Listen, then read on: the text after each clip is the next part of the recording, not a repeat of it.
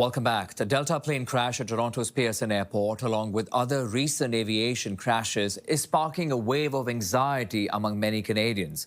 To discuss that more and how travelers can ease those concerns, let's now bring in psychologist Steve Joordens. Steve, good morning, and thank you for your time. My question is... Great to be with you. Is it surprising, though, that we are hearing about increased levels of anxiety after these recent crashes in the last 2 months? No, not at all. When we think about something like how dangerous is an air flight, one of the things that impacts that is what we call the availability heuristic. How quickly and easily can we imagine past instances where things didn't go well?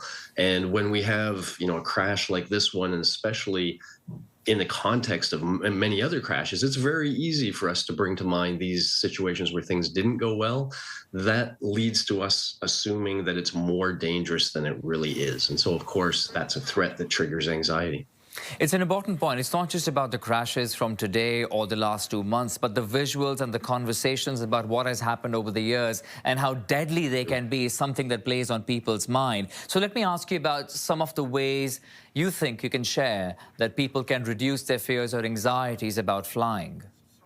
Yeah. So let me actually take what you said a step further. It's not even just all the plane crashes. We're living in such a stressful time now that we're already all sort of right here on anxiety. And so these sorts of things can really start to change our behavior. What can we do about it?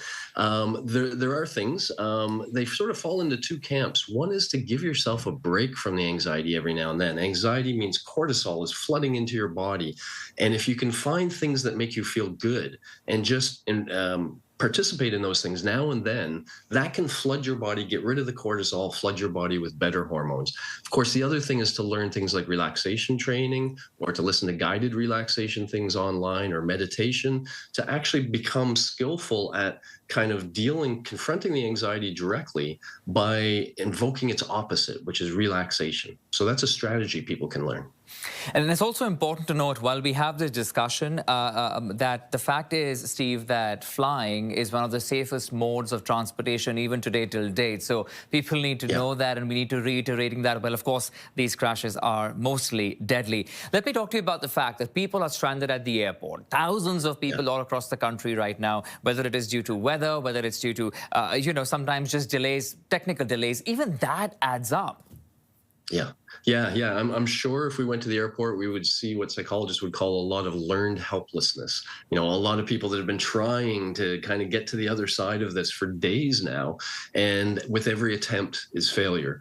And when we run into that situation over and over again, we can reach a point where we're just almost give up trying. Like, I'm sure they're still trying, but I'm sure they're in such a low, demotivated state right now that it really does take a toll on these people for sure.